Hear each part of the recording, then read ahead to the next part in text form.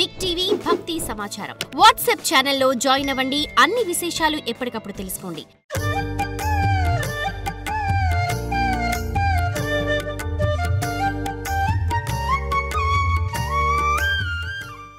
కొలతలకు అందనిది అమ్మవారు చూడండి, కొలతలకు అందనిది పరబ్రహ్మ పత్ని అయిన ఆమెను భజిస్తున్నాను. పరబ్రహ్మ పత్ని అయిన ఆమెను భజిస్తున్నాను. ఆమె ఎప్పుడూ వికల్పాలు లేనిదే. సృష్టి అనే శిల్పమంతా ఆమెదే. ఆమెయే సతి, సత్పదార్థము. ఆమె శివ, మంగళప్రద. మొట్టమొదటి మాట ఆమెయే. ఆమె వాగ్రూపిణి గనుక ఆమెయే సృష్టిలోని పదార్థాలన్నిటికీ పరుపు వంటిది. అర్థాలకు ఆధారంగా ఉండే శబ్దం ఆమెయే. ఆత్మజ్ఞానం ఉదయించటానికి ఆమె వేకువ జాము. బ్రహ్మాండాలన్నీ కలిపి ఆమె మెడలో మాల. బ్రహ్మాండాలన్నీ కలిపి ఆమె మెడలో మాల. ఆమెకు ఆమెయే సాటి. శివుడు సంపాదించుకున్న సతి ఈమెయే. తత్వరూపిణి అయిన సతి, సత్పదార్థం కూడా ఈమెయే. తన దేహాన్ని విభజించుకోవటం ద్వారా జగత్తుకు అక్షరాలనిచ్చినది ఈమెనే. అక్షర జ్ఞానము ద్వారా 3 వేదాల జ్ఞానాన్ని ఇచ్చేది కూడా ఈమెయే. ఈ జ్ఞానం ద్వారా మనలో ఉండి మహాకార్యాలు చేసేది ఆమెయే, ఈమెనే. ఆమె రూపాలు అనంతాలు. సృష్టిలోని అణువులన్నిటినీ రక్షించేది ఆమెయే. ఎల్లప్పుడూ అణువణువున ఉన్న ఆమె మనకు తెలియబడదు. అట్టి ఆ తల్లి 18 పీఠాల్లో ఉండి దయా అనే జడివాన కురిపిస్తూ మన హృదయాలలో అందంగా గోచరిస్తుంది. శ్రీ గురువుల మందస్మితం ఆమె వెలుగే.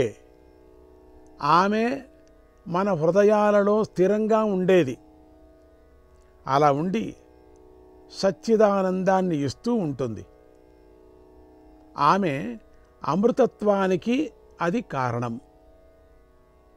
ఇది నిజమైనటువంటి ఈ ఒక కీర్తనకు అర్థం. నిర్గుణమైన పరతత్వమే అంటే భగవద్గీత తెలియాలి మీకు. నిర్గుణమైనటువంటి పరతత్వమే క్రియాన్ముఖమైనప్పుడు పని చేయటాన్ని ప్రారంభం చేసినప్పుడు శక్తి అని పిలువబడుతుంది. అంటే యోగం నేర్చుకున్న వాళ్ళకి తెలుస్తుంది, ఇది భగవద్గీత నేర్చుకున్న వాళ్ళకి తెలుస్తుంది, మా భాగవతం విన్న వాళ్ళకి తెలుస్తుంది, మిగతా వాళ్ళకి తెలియదు. ఇది భాగవతం విని దాంట్లో చర్చ చేసుకున్న వాళ్ళకి మాత్రమే. చదివితే తెలియదు పుస్తకం చదివేశానని. ఇక్కడికి పోవాలా, పోయినప్పుడు ఉత్తమమైనటువంటి గుణం కలుగుతుంది మనకు. ఎందుకంటే ప్రాణము ఎప్పుడు పోతుందో తెలియదు ఎవరికి కూడా. చాలా రోజులు ఉండం మనం. ఏదో ఉండిపోతున్నాం అనుకున్నాం. ఇక్కడ చేసుకున్న పాపపుణ్యాలే కట్టుకొని వెళ్ళేది, అంతేగాని ఇంకేదీ రాదు మనకు. అందుకని మంచిదే చేయండి, మంచిగా ఉండండి. ఎన్ని రోజులు ఉంటానో నేను మీ మధ్యలో, మీరు నా మధ్యలో. ఎప్పుడెప్పుడు ఎవరెవరికి ఎక్కడెక్కడ మాయమైపోతామో తెలీదు. అందుకని ఉండేంతవరకు మంచి స్నేహంతో మంచి భక్తితో మెలగండి. ఈ పదాలన్నీ తెలియాలంటే కొంచెం జ్ఞానం కావాలి. అగ్ని, వాయువు మొదలైన పదార్థాలన్నిటిలోనూ ఒక్కొక్క శక్తి ఉంది. ఒక్కొక్క శక్తికి ఒక్కొక్క పేరు ఉంది. అగ్ని యొక్క శక్తి పేరు ఏమంటాం? వేడి అంటాం. వాయువు యొక్క శక్తి పేరు చలనం, చలనం ఉండబట్టే వాయువు ఉంది అంటున్నాం, వేడి ఉండబట్టే అగ్ని ఉంది అంటున్నాం. ఇలా అనంత కోటి శక్తులు ఉన్నాయి. ఈ శక్తులన్నీ దేనిలోంచి బయటకు వచ్చాయో ఆ శక్తి పేరు మూల శక్తి లేక ఆదిశక్తి అంటారు. ఈ శక్తులన్నీ ఎట్లా వచ్చాయి బయటికి? అమ్మవారి కృప నుంచి బయటకు వచ్చాయి. ఈ జగత్తంతా పరబ్రహ్మలోంచి వచ్చింది. ఈ వచ్చిన పదార్థాలలో ఒక్కొక్క దానికి ఒక్కొక్క శక్తి ఉంది. అయితే ఆ శక్తి వల్ల పరబ్రహ్మ ఈ జగత్తుగా ఆవిర్భవించిందో, అంటే ఈ జగత్తులోని ఒక్కొక్క వస్తువుగా తాను భాషిస్తోంది.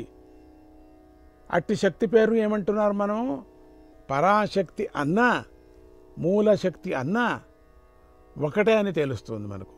ఈ పరాశక్తి యొక్క సంయోగం వల్లనే పరబ్రహ్మ సృష్టిలోని అణువణువుగాను దర్శనమిస్తున్నాడు గనుక ప్రతి అణువులోనూ శక్తియే ఉన్నది. అమ్మవారి శక్తి అక్కడ కనపడుతున్నది గనుక ఆ పరబ్రహ్మ ప్రతి ఒక్క సృష్టిలోనూ జగన్మాత మనకు దర్శనమిస్తున్నది. మనం చూసే విధానంలో, మనం ఉపాసన చేసే విధానంలో అమ్మవారు కనపడుతుంది. దగదగా దగదగా అనేటువంటి మండిపోయేటువంటి ఈ ఎండలో కూడా అమ్మవారు కనపడుతుంది. అంటే అమ్మవారు కనపడుతుందంటే వేడివేడిగా ఉంది అది కాదని, ఆ అమ్మవారి యొక్క రూపము దాంట్లో కనపడుతుంది. సముద్రం దగ్గర వెళ్ళి నిల్చుంటే ఆ సృష్టి అపారమైంది. ఎంతగా ఉందో ఆ సృష్టి. ఈ దారిలో పడండి మీరు, చాలా బాగుంటుంది మీకు. ఆ నీళ్ళను చూస్తూ ఉన్నప్పుడే ఆ శక్తి ఎటువంటిది, ఆ మహత్తరమైన శక్తి అది. పైన అట్లా పడుకొని చూడండి, టెర్రస్ మీద. టెర్రస్ లేదా మీకు? వద్దు, బయల్లో వచ్చి పడుకోండి, చూడండి పైన. అట్లా చూస్తూ ఉండే రాత్రంతా నక్షత్రాలు చూడండి. మీకేమనిపిస్తుందో మీరు నాకు చెప్పండి తర్వాత. ఈ జగత్తులో మనం పుట్టామే, ఎంత అదృష్టం, ఎంత శక్తి ఇది. ఈ అనంతమైన శక్తిలో ఒక చిన్న పురుగులు మనం, తెలుసా? కానీ ఈ జగత్తులోకి దిగి వచ్చిన జీవులు తాము పరాశక్తి యొక్క ముక్కలమని మర్చిపోయారు. అదే ఇంతవరకు చెప్పింది నేను, అదే మర్చిపోతున్నాం మనం. ప్రపంచంలో ఇంతవరకు వచ్చినటువంటి ఈ బ్రహ్మాండమైనటువంటి సృష్టిలో ఒక చిన్న పురుగు కనపడం మనం. ఈ భూగోళమే కనపడదు. ఈ భూగోళమే అన్ని గోళాలు కలిపినప్పుడు ఈ భూగోళం ఎంతుందంటే చిన్న ఇసుక రేణువు అంతుంది అన్నారు. ఈ భూగోళమే ఇసుక రేణువు అంతుంటే ఇక సముద్రం ఎక్కడా, నీ ఊరెక్కడా, నీ ఇల్లు ఎక్కడా, నువ్వెక్కడా? నువ్వు అసలు లేవు. వాళ్ళ లెక్కలో లేవు మనం. ఏదో విర్రవీగుతున్నాం మనం. అందువల్లే వారు తమ యొక్క మూల స్వరూపం ఏమిటో తెలియక నిరంతరము అసంతృప్తికి, దుఃఖానికి లోనవుతూ ఉన్నారు వాళ్ళంతా కూడా. ఎప్పుడూ దుఃఖమే, ఎప్పుడు అసంతృప్తినే. ఈ దుఃఖాన్ని పోగొట్టుకోవాలనేటువంటి ప్రయత్నంలో ఎటు పోవాలో తెలియక కొందరు పాపకృత్యాలు చేస్తున్నారు. అసలు వాళ్ళకి తెలీదు, తోచదు, ఎక్కడ పోవాలో తెలీదు, ఏం చేయాలో తెలీదు. అందుకని ఇంకొకరిని దూషణ చేయటం పని, అంతే. అదే పని పెట్టుకున్నారు వాళ్ళు, ఇంకేదీ లేదు. ఎందుకంటే వాళ్ళ పాపాలన్నీ వీళ్ళు తినాలి కదా. అందుకని ఎవరన్నా ఏమన్నంటే, బుద్ధుణ్ణి ఎవరో ఏమిటో తిట్టారు, బాగా తిట్టారు. తిడుతూనే వాళ్ళు కొంత దూరం అయిన తర్వాత వాడు నిలిపి ఆ బుద్ధుణ్ణి, సిద్ధార్థ బుద్ధుణ్ణి నిలిపి అడిగారు, ఏమి ఇంతగా తిడుతూ ఉంటే ఏం అనుకోవటం లేదు, మీరు ఎట్లా అక్కడ నన్ను చూడటం లేదని. ఏం లేదే, ఇప్పుడు నువ్వు ఏదైనా ఒక వస్తువు ఇస్తావనుకో నాకు, ఆ వస్తువు విలువైందనుకో, అది నాకు ఇచ్చినప్పుడు నేను తీసుకోకపోతే ఏం చేస్తావు? నువ్వు పారేస్తావా? లేదు. ఏం చేస్తావు? జోబులో పెట్టుకుంటావు. అట్లనే నీ తిట్లను నేను తీసుకోలేదు. నువ్వు ఇచ్చిన తిట్లంతా ఎక్కడ పోతున్నాయి? మళ్ళీ నీకే వస్తున్నాయి. నేను తీసుకోలేదు కాబట్టి. నేనేమన్నా నువ్వు తిడతావంటే అయిపోయి నేను తీసుకున్నట్టు లెక్క. అసలు నేను తీసుకోను కదా దాన్ని. అందుకని నీకే మిగిలిపోయాయి అవి అన్నట్టు.